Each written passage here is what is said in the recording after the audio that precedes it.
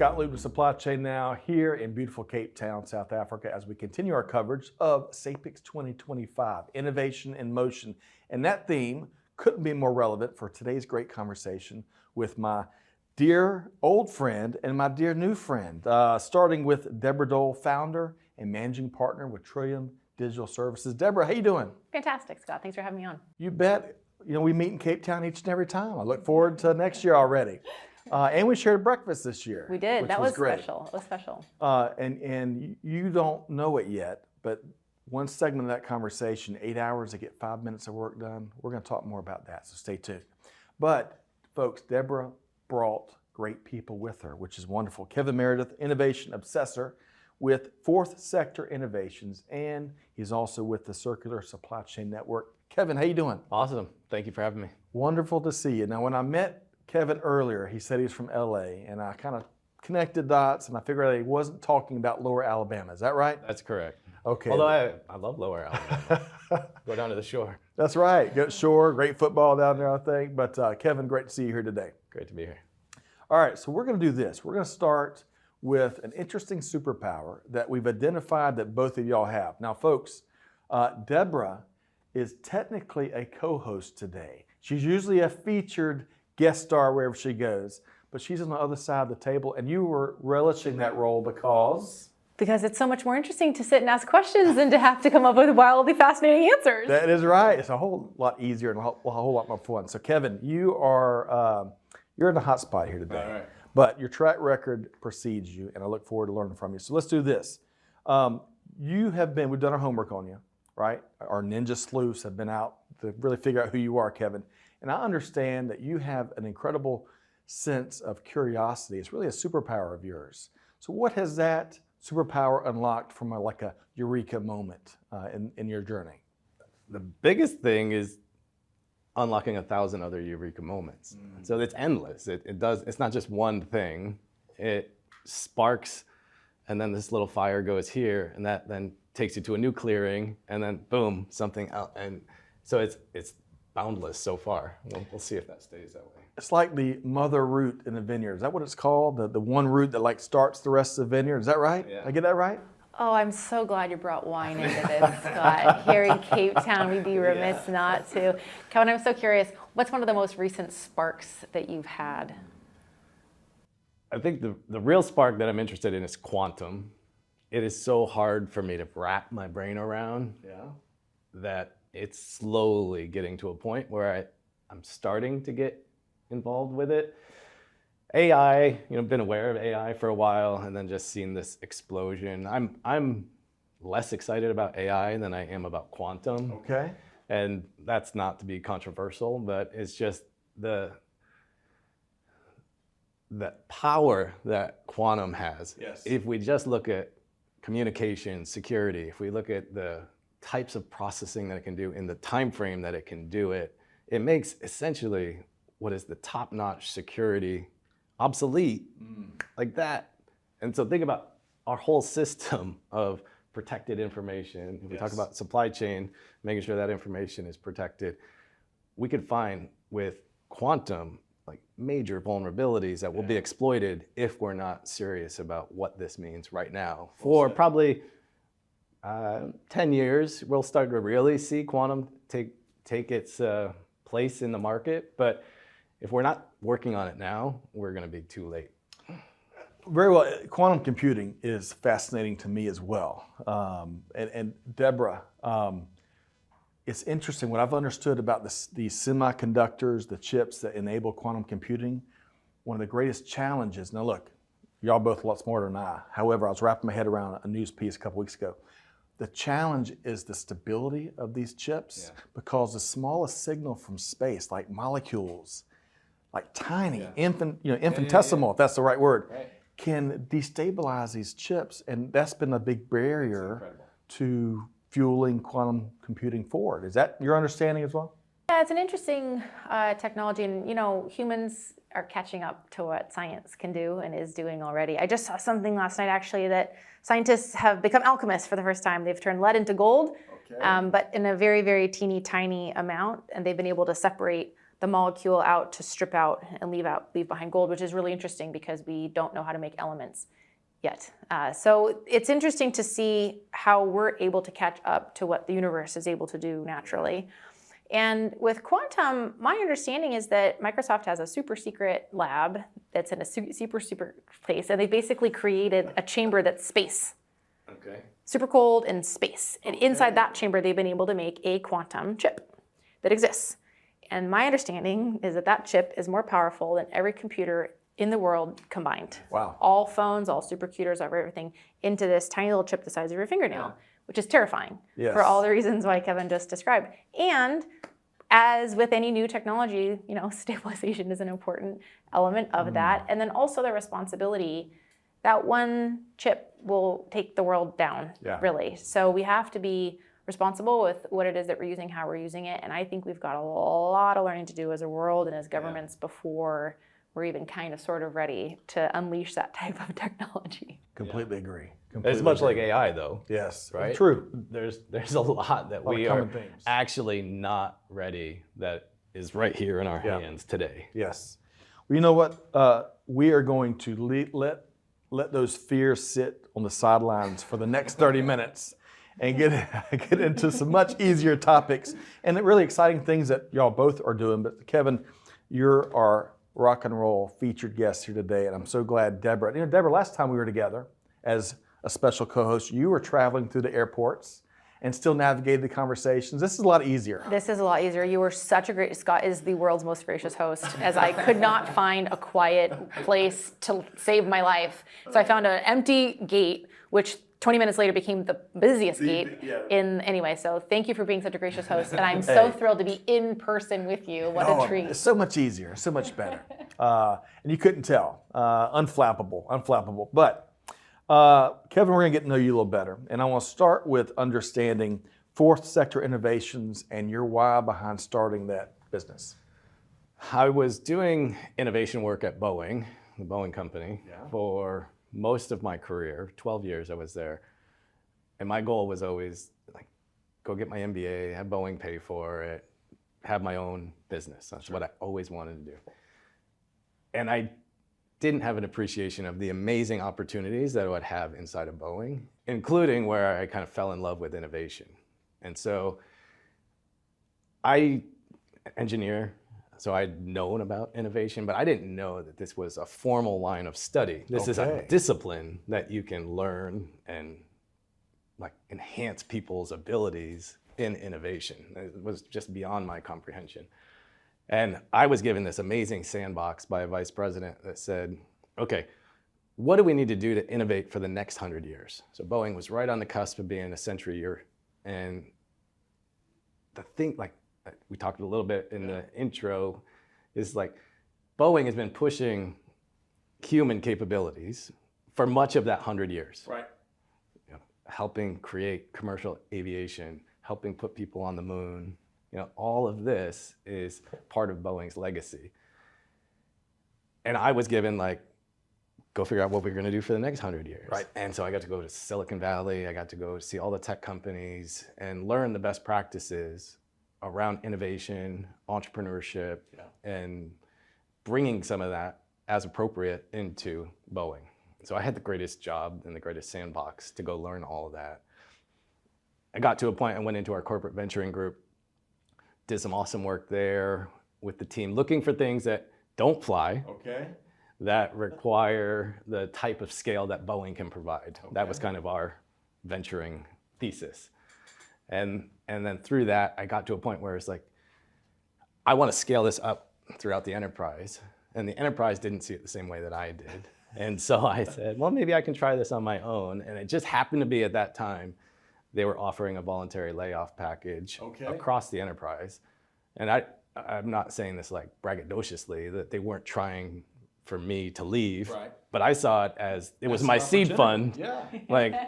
And I definitely didn't burn any bridges while I was there or leaving. So it was zero risk. We talk about entrepreneurial risk. There was zero entrepreneurial risk. I could have fallen flat on my face and most assuredly gone back within a year and gotten a job back at Boeing. you had to take this opportunity, is what I'm hearing. Absolutely. Yeah. And I'll tell you, the number one thing that was driving me to that was my grandfather was an aerospace engineer. Okay. And he worked for Northrop Grumman on Long Island.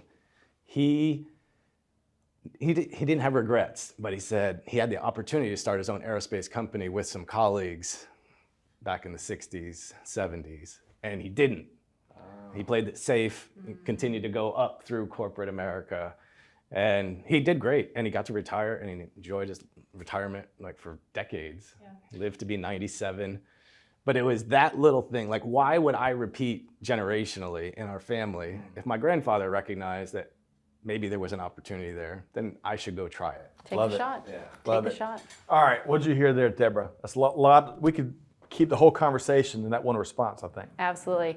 You know, Kevin, as you think about the experiences you had with the human beings and building around the innovation across a company, maybe the whole enterprise didn't want to adopt it, fine, but you had to have come across the people who got super inspired, which I assume then inspires you as you work with your different cohorts today. Totally. So I'm curious, one or two of the characteristics or the really interesting shining spaces that you have when you're able to work with these people who get that realization that you did, that innovation isn't something that we do on the weekends. It's a field that we can study and we can master, and you're a master of it, and you teach it to others now. So I'm curious, one or two of those characteristics that the human beings have that you work with? I think that at the core, I mean, you talked about creativity. I think that's got to be part of it. You have to have this curiosity to explore creativity, to find problems that need creative solutions. It's more about the way I see innovation and like an innovation leader is really a broker for value. So they don't have to be the ones that like come up with this light bulb aha moment, but they facilitate to make sure that that idea can actually become valuable, can become real in the world. And so finding those people that have that desire to live in uncertainty, to be comfortably uncomfortable, I think is one thing that I look for a lot in founders and startups that we support now, and also the innovators that we help inside of corporate. Is it fair to say you don't need to be an innovator to lead innovation? No, you absolutely don't. And probably we have this kind of phrase, inspire and deliver. And so it's like you can come up with the ideas, but if you don't translate them, you've done nothing essentially at the end of the day, right? Like those ideas, just to come up with them, squeeze your fingers as hard as you can, everybody that's watching, just squeeze them and feel that little bit of pain when you squeeze your finger that much. That's the reality. Like it's not worth that much. Right. So just I like it. realize that, and then you got to put effort into it. And so there's lots of people that know how to execute, do program management, and make sure that what you're trying to accomplish, you actually can. All right, so I'd love to know kind of how you're applying all of these superpowers and these real passion. If you can't tell folks, Kevin's a bit passionate about innovation. That's where I went to the word obsession, because I Yes. feel like passion is fleeting. Yes. And this obsession has been with me for decades now. And so I don't talk about myself as a founder or I'm an innovation obsessor. It doesn't matter what role you put me in, I can't stop thinking about innovation. So let's talk about how you're applying that to the circular supply chain network that Deborah founded earlier, years ago now. What are you doing in that? No, I'm not going to say ecosystem. What are you doing within that organization? There's a little Opened up the door. Opened up the door. So first off, let's explain why we're all laughing, because it's a little inside joke. Yeah, fair enough. Kevin spied a question I was going to pose to him using the word ecosystem, which is so prevalent here in 2025, right? And I use it probably 27 times a day, to be fair. And Kevin, you want to push back, before we talk about what you're doing with the network, you want to push back on the use of that word. Yeah. So I think the first thing is just eco in ecosystem stands for ecological. Okay. And 99%, even when we're talking about the circular economy, 99.9% of the time, we are not doing anything ecological. So then the word just becomes superfluous, the eco part. So I think we should just say system. Okay. It's maybe not as sexy as ecosystem, but system still defines the same thing that you were talking about. Okay. And then I would encourage people to even be more specific. If you're talking about the whole system, talk about the system. If you're talking about the stakeholders or the organizations within the system then address them as such, because they are not the system in their entirety. They are pieces of it. And even like Apple, people always talk about the ecosystem at Apple. Right. The iPhone, the iTunes, everything, right? Apple TV, all the things work very well together. But I still would argue that you're still just defining a great experience for the users through the collection of products and services that you offer. And to just bundle that and call it an ecosystem is kind of undermining that awesome work that Apple does. That makes sense to me. Deborah, weigh in.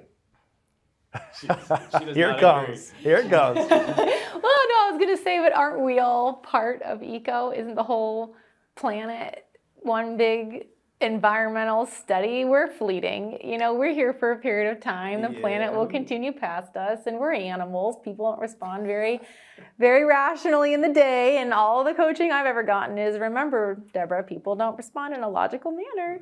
And so I find that we are all sort of part of nature, actually. No doubt. And so then, you know, we could say that we give ourselves a little chance to be part of an ecosystem. But I understand what you mean. If it's talking about an iTunes or something like that, then I get what you're saying. And like we hear innovation ecosystem, Oh, yeah, I bet you entrepreneurial love that. ecosystem, and then it'll say our stakeholders, or it'll say like the subtext is, oh, and so just say that thing. Yeah. You know, No, like that's it fair. becomes That's fair. superfluous at Gets that point. specific. Yeah. So, there's a great podcast, and I wish I could think of the name right this minute, but it's focused on the theme of what's in a word, right? Oh, I love it. And there's each word, especially with more and more syllables, has an incredible history. And that history also evolves, and usage doesn't always stay up to date with how we use these words, right? Absolutely. But we're going to revisit ecosystem. That's going to have its own show, Deborah and Kevin. All right, so let's talk about how you're applying your obsession with innovation and more, and leadership more, to the circular supply chain network, Kevin. So when I first met Deborah in 2019, it was at a conference, the back end of innovation. So again, the non-sexy innovation stuff. So like all the hard stuff that people don't like hold up the shiny thing at the end, but is all required for that shiny thing to be held up. Right. And she was speaking about circular economy. And at the time, we were just standing up our incubator and pre-accelerator programs focused on commerce and logistics tech. And I kind of felt like there was no real future in that space if we weren't going to talk about circular economy. And so we just kind of traded on LinkedIn or whatever. And then maybe a year and a half later, followed back up and was like, hey, trying to be more focused in how we run these programs around circular economy. Are there any opportunities? And she said, well, yeah, I started this thing called Circular Supply Chain Network, and it's all volunteers. So come on in. And so for the last few years, been helping support that, trying to really drive innovation, exploration, like innovation projects within circular economy across all aspects, not just supply chain, but business models affiliated with supply chain, the kind of design, how do we design up front and then incorporate that through the supply chain.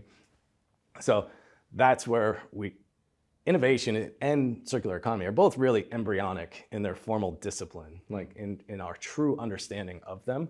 And I think they work well together to rapidly explore and iterate and grow the impact using innovation as the vehicle. Okay, love it. Deborah, your thoughts here. Yeah, one of the areas I think Kevin's uniquely qualified to help us out with is happily, the Department of Energy in the US is issuing a $10 million Circular Supply Chain Accelerator grant. Wow. The first one, some applied research on where, when, how, which industries, which regions, which materials, which products to start with to accelerate the circular economy in the United States. And the second is to convene to accelerate around that finding. When we think about what Kevin has learned through his career, the type of leadership and convening, to take a group of strangers and have them leave after an experience in a completely different place of where they are. And so to have Kevin's leadership and the way he asks questions in our team meetings and the way that he imagines the frameworks helps to expand our horizon. And I think putting a team together of successful work takes a little bit of everybody. And we have such a diverse group. I've never recruited a volunteer. We're all self-selected. And I am still so delighted and humbled that so many people show up to our team meetings every week.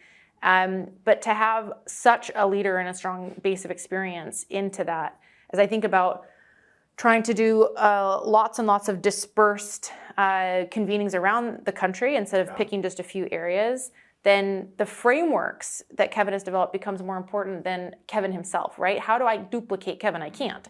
So the learnings of the cohort and the scale that he's been able to do, I'm really excited to see what he's able to, if I say, hey, Kevin, I got to go to 50 workshops all concurrently, how are we going to pull that off? I have no concern at all that he's got ideas on how to do that. I love it. I love it. Well, Kevin and Deborah, let's talk more about innovation. All right. And I got to replace another word. I've already replaced ecosystem. Now I've got to replace passion. It's not passion. Obsession. It's obsession. No, that's, for some Obsession. people, it is passion. Right. I'm having a little fun. Yeah. Having a little fun. I'm not playing down the importance of passion. Right. Yeah. Completely get it. But it's true obsession. And I think we're going to learn more about why that is with Kevin in just a second. So tell us, what sparked your obsession with innovation, and how has that obsession and maybe how you practice innovation evolved over your 25-year journey? You started at 3 years old, is that right? Yeah, that's right. Okay. Just out the crib. A little bit touched on it. When I started working at Boeing, I was doing continuous improvement, lean, all the traditional kind of manufacturing, industrial systems engineering roles that you would do. And then about halfway, 3/4 in is when I had that opportunity to explore innovation in a more formal way within a giant company like Boeing. And that sandbox is really where that passion started. It was a passion at first. We started a network of innovation cells, we called them, where employees were empowered to go explore their innovations. We're giving tools and mechanisms and frameworks to translate those innovations into something that the business valued, and then had the business decision makers available to receive them. So we had the process and the mechanisms to make that happen organically, not a top-down approach, and not strictly a grassroots approach. So we called that kind of blending of both of those things, organic innovation. And there wasn't really something that I saw happening looking at it in that. And so that's what really kind of, it's like, oh, maybe we can do something meaningful to add to this innovation space. And we created a system called the Integrated Innovation System that really allows any innovation to be holistically approached rather than sub-optimized for any given thing, because you're taking a broader perspective on it. And then there's a maturity model that goes with that. So you can see how you develop this capability and these capacities to have the outcomes that you really want over time. And they constantly evolve, these cadences, these systems. They become, they innovate kind of within themselves. Is kind of one of the things I'm hearing. Yeah, totally. And it really compounds the innovation power. Am I picking up what you're laying down? I like it. I mean, we talk about compounding. You know, typically think of like an exponential curve. Yeah, like compound interest is a great example, right? And so there's a curve that we look at, the cumulative value realization curve. It's a mouthful. Oh boy, I need a whiteboard. We'll just say value realization curve, but it's the idea. So if we take a step back and talk about what is innovation. So you talked a little bit about language and the importance of language and the kind of origins of the words we use. Innovation, back in the day, was synonymous with being a heretic. Really? So like in Greek times, if you were a heretic or you were an innovator, they were basically interchangeable. Interesting. And then it wasn't until maybe the 1550s that the French said, hey, we like this word, innovare. And so, well, we're going to have a modern kind of take on this thing. But it was derived from Latin to make into new. And so new, like when we think about innovation, everyone's like new, it has to be new. But that's an old definition. At that same time, it was Copernicus. It was like all these things, these new thoughts, like we're not the center of the universe. The world is round, not flat. Like all these things are happening in this same kind of renaissance, right? This scientific kind of charged breakthrough. And the word innovation now, I think, is insufficient to think about it as strictly new. Because we can come up with new stuff all day long, but if we don't create value we really haven't done anything. We've kind of consumed a lot of resources to do very little. I like that. I'm a big history nerd too. I like that aspect of it. Deborah, you're about to comment. I'm curious, Kevin, you're such a good storyteller. I'm curious to think about one moment that stands out from a cohort as you're bringing them in. Your goal is to help them to add value of some kind to some community somewhere. Can you share maybe one of your, I don't want to say favorites for anybody else that's listening, but one that sticks out in your mind as an interesting experience, a fun experience, a good person, a good model, a good business, something of a cohort, a successful completion of the experience you provide? Yeah, so when we do the incubator and the pre-accelerator programs, they're all early stage. So we do not charge a fee for anyone to be in those programs, and we do not take a piece of their company. So completely non-dilutive, because we want them to have this most solid foundation. So what we want to do at the end of that is for the entrepreneurs to have confidence, to move faster, change direction, or hang it up. And honoring the value of all three of those instead of, oh, I'm so in love with my idea, it has to go forward, it has to go forward, it has to go forward. Now there's opportunity cost that you're not pursuing something that could have a greater opportunity to create value at a larger scale because you're just so tunnel vision on that one idea. And so having examples and seeing entrepreneurs come to the realization within 3 months or even 2 weeks in our most compressed programs, oh my goodness, this thing that I've been thinking about incessantly for years sometimes really is not getting the translation into the marketplace that I thought I would get, right? And so now we've just saved them. The typical startup is probably 5 to 7 years before we see it get real traction and start to grow. So that's 5 to 7 years of their lives of heartache and consternation that they could reapply to something that's growing and have those same emotions, right? Instead of it just being kind of hanging on the vine. Hey, wine, that's number 2. I got to really come to the table with that. The universe is talking to us, right? All right, for the sake of time, I want to get to this pushing the boundaries mantra, which is a big part, I think, of who you are. You mentioned pushing the boundaries beyond what's deemed possible regularly. So give us, what's one of your favorite experiences where you and the team you're with, whoever you're working with? Yeah, so like the very first time inside of Boeing that it came to be realized, this very boring, dull existence. I was doing auditing. Oh yeah, there we go. Yeah. I'm a dull existence. There we go. Hey. Yeah. My namesake. Hey, you ring. Anyway, all right. What was that? Now I'm listening. Back to the dull example. We were doing audit. So like how boring can an audit be, right? Here's a set of standards. Here's how you're actually doing it. What's the difference between those two things? I mean, that's essentially what it is. But we were doing this amazing program where I was given a lot of leeway to design this audit program. And we brought the customer with us. So the customer sat on every single audit. So they got to see full transparency. I got to learn what do they care about. And so that really accelerated trust. It accelerated I can't think of a faster way to learn about the aerospace industry than to be going to all of our suppliers. It's also where I got my most fruitful education in supply chain, working with contracts management and supplier quality and supplier management. So that was all like where I saw like, oh, you don't have to just do what everyone else does. You can push things a little bit, right? And so I used to say kind of like, I like to push the boundaries, but I think innovation allows that to happen at a massive scale. Yeah. I'm not a firm believer that, disruption is the drum we all have to beat. I think there's a lot of times when disruption is a good strategy, disruptive innovation specifically, but it's certainly not the only path for innovation, far from it. I would argue a vast majority of all the value that's ever been created in the name of innovation is incremental improvement. And it's the accumulation, going back to the cumulative value realization curve, it's the accumulation of that value over time and scale and repetition that typically far exceeds those big, giant, grand slam types of approaches. I like it. Again, that reminds me of compound interest.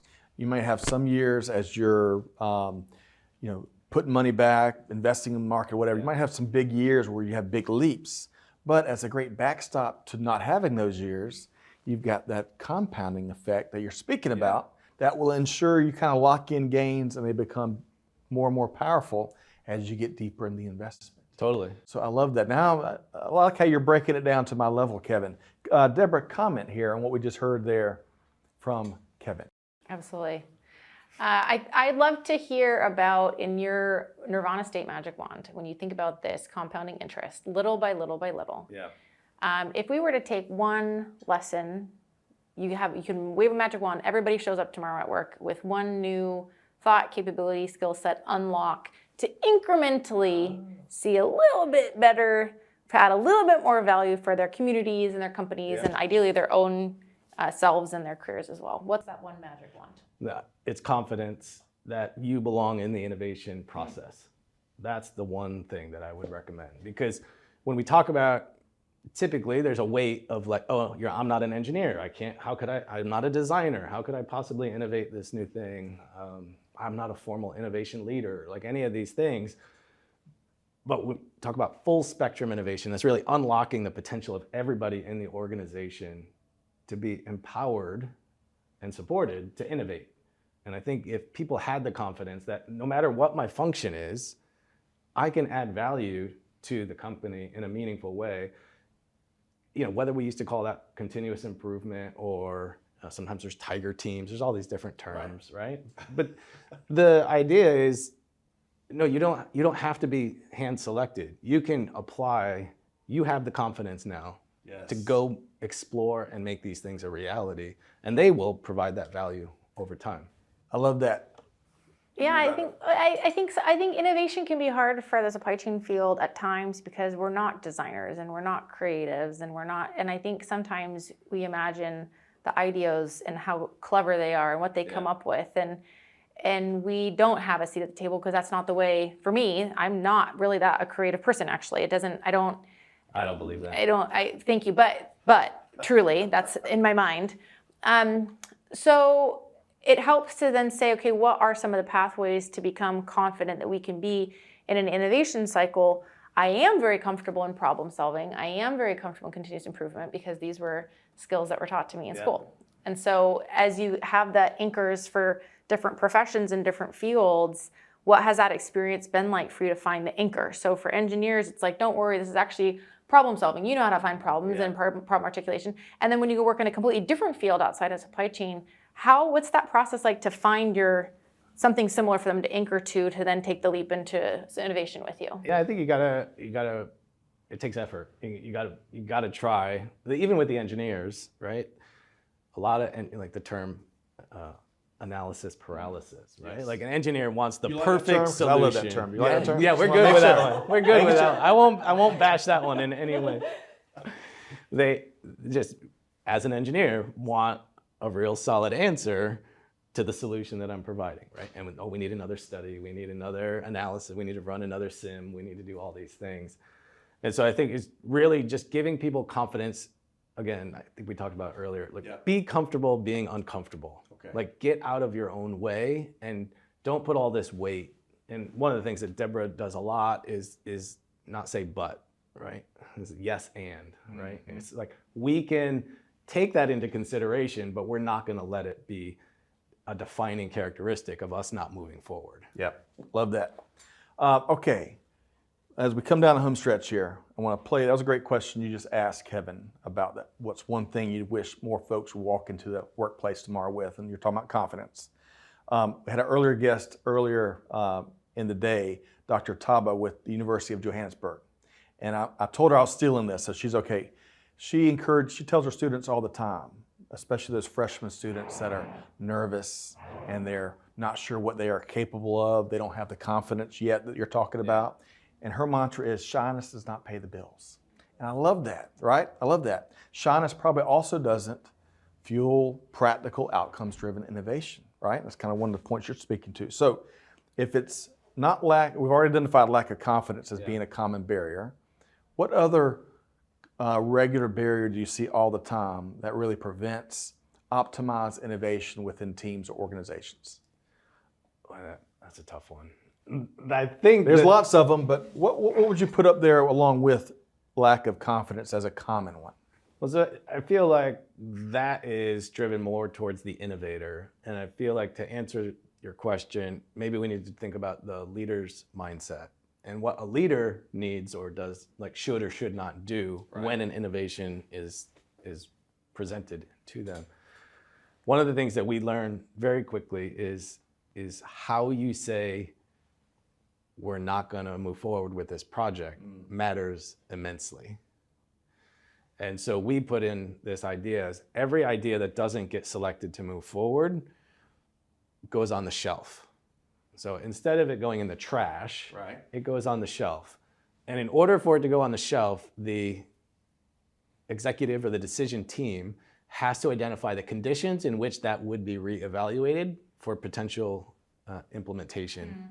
And so that one makes it so that the leadership really is thoughtful about why we are not moving forward with this, but it also lets the innovator know we value you, we value your ideas, but we don't see this as feasible or viable or whatever-able you want to put on it for whatever reason that the executive team decided not to move forward.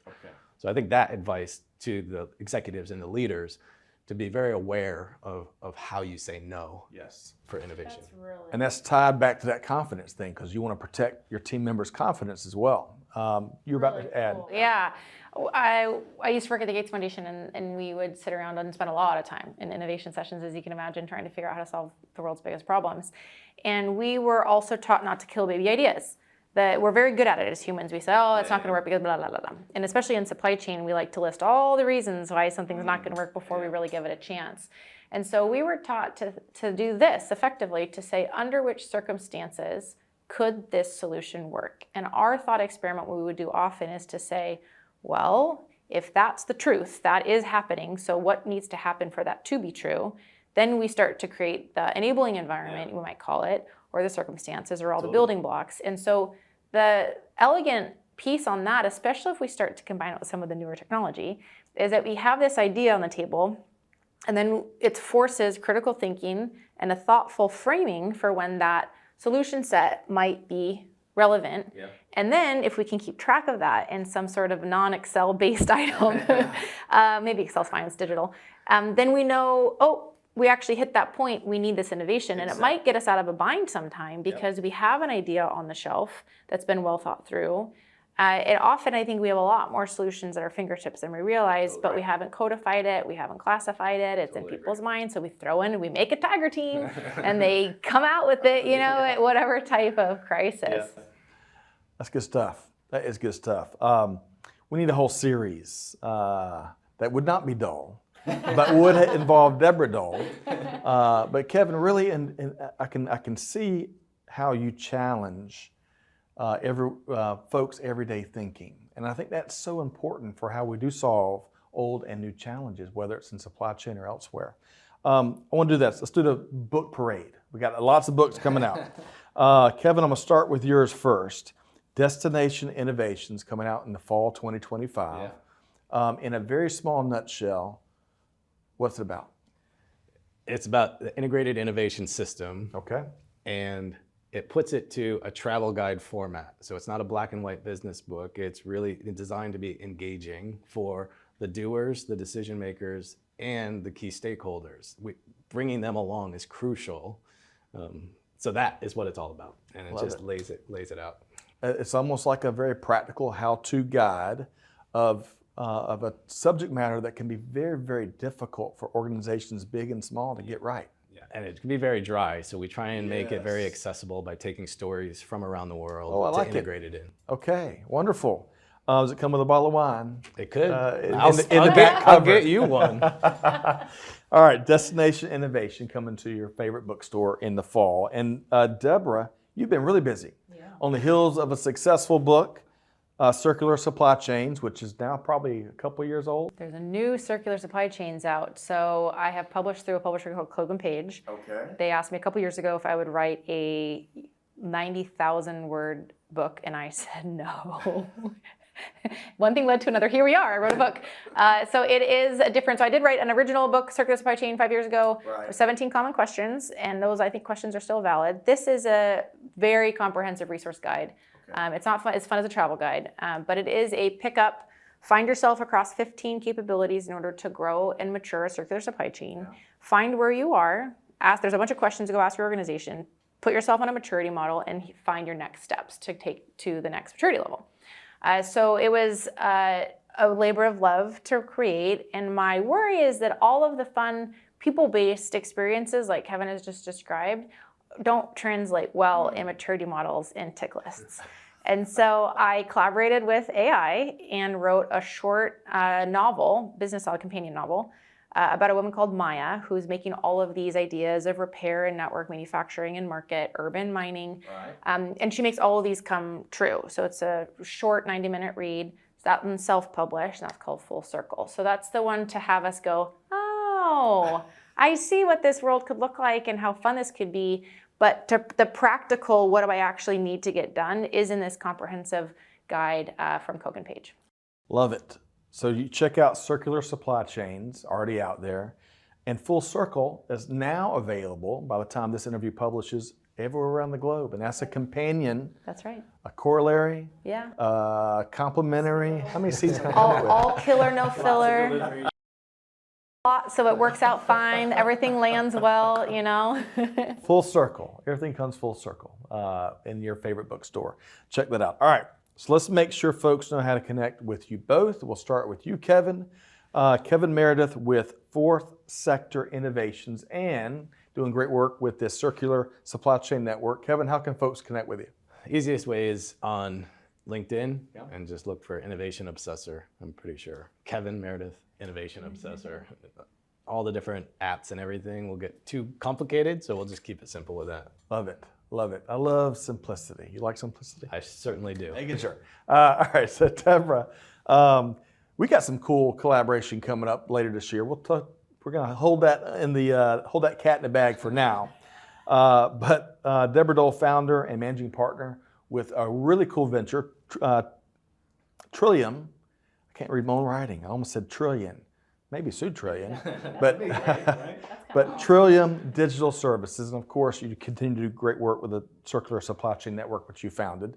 How can folks track you down? LinkedIn continues to be the best place. Thanks for being patient with me, though. It does take me a little bit of time to get back to messages these days, but it is a great place to connect and to share cool ideas and cool articles that we all find. And I want to reclaim LinkedIn from the bots. So put your own thoughts out there. Be bold. Be controversial. Crack a joke. Make it fun. Remember what MySpace was like. Let's bring back some fun to the LinkedIn sphere. And don't say the word ecosystem, right? Yes, Don't say the word. Okay, yeah, I saw that. Okay, she's moving quick. Well, Deborah Dull, always a pleasure. Thanks for being here, and you as well, Kevin. Safe travels back. Folks, stay tuned. I hope you enjoyed this great conversation with Kevin and Deborah. But we'll continue having great conversations with lots of movers and shakers right here at SAPICS 2025. You can find it all over at YouTube. And stay tuned as we continue what's been a great series thus far. What's around the corner? We'll see. But stay tuned. Check us out on YouTube.